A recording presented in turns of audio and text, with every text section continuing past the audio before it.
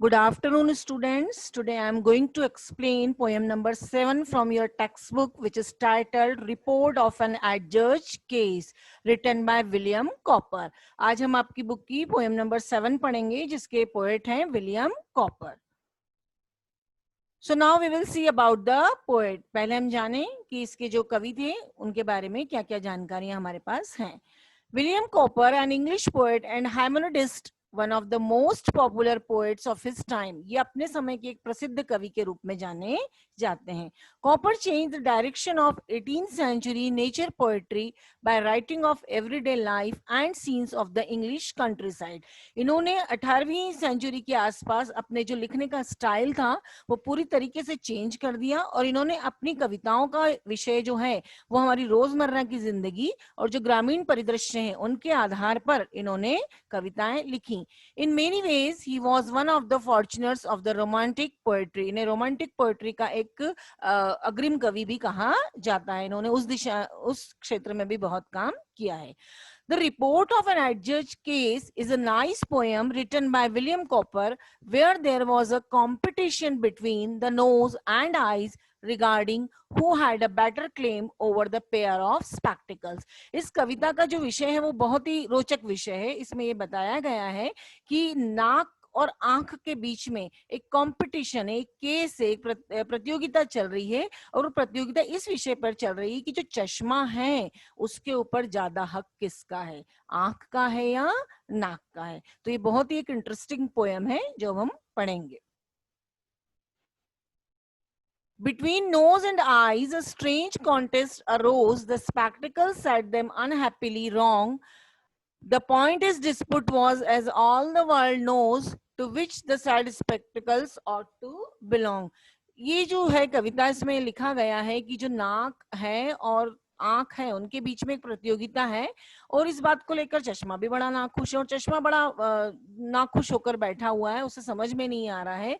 The point in dispute was, as all the world knows, पूरा विश्व जानता है इस विषय के बारे में कि to which the said spectacles ought to belong, जो चश्मा है वो किसके लिए बना है, आखिर चश्मे पर सबसे ज्यादा मालिकाना हक किसका है, नाक का है या आंख का है.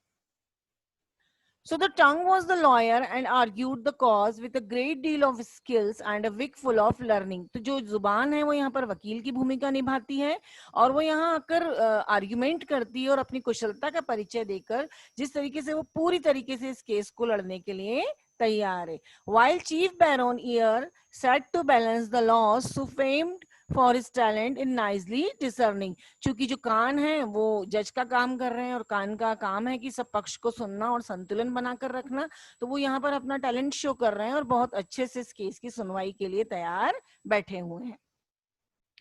In behalf of the nose, it will quickly appear, and your lordship, he said, will undoubtedly find that the nose has had spectacle always in wear, which amounts of possession time out of mind.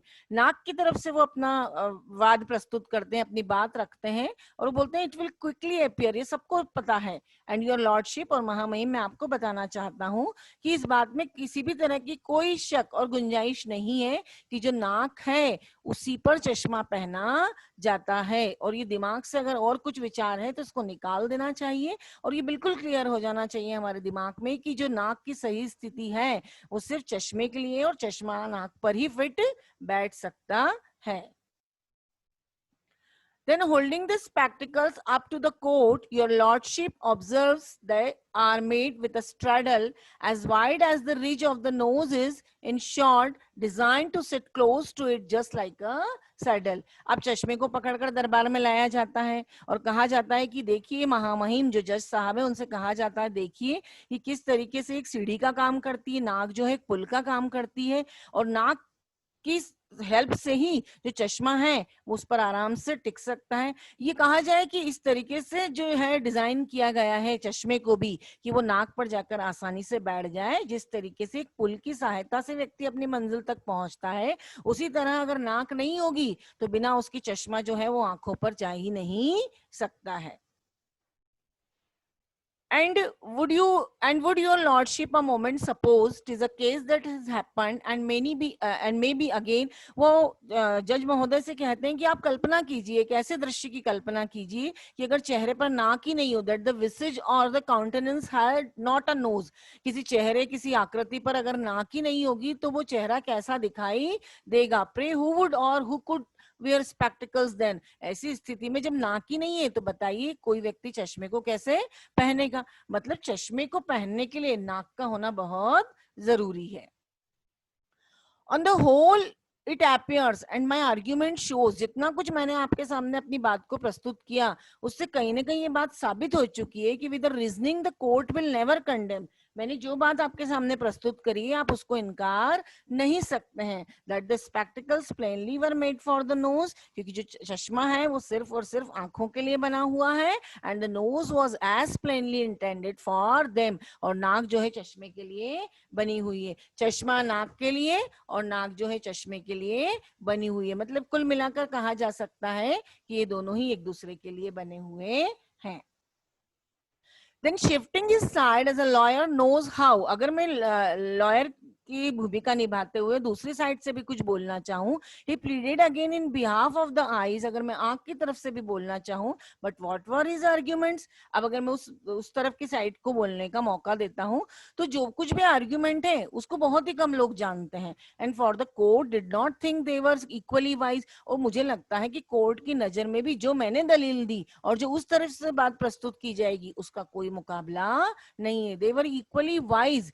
हमें नहीं लगता कि court इस बात को मानेगी कि जो आंख के बारे में कहा जा रहा है वो भी पूरी तरीके से सही है.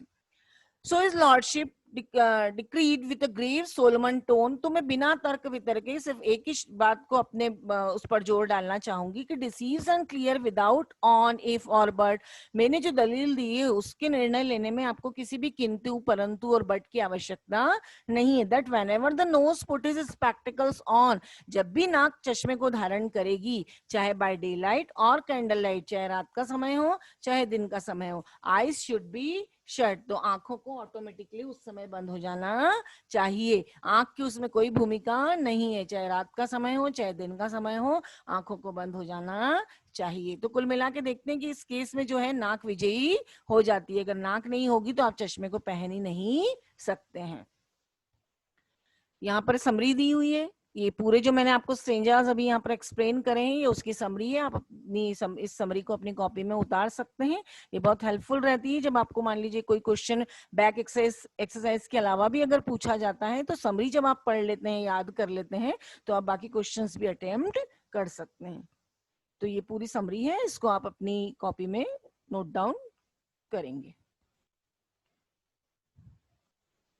So thank you very much for listening me.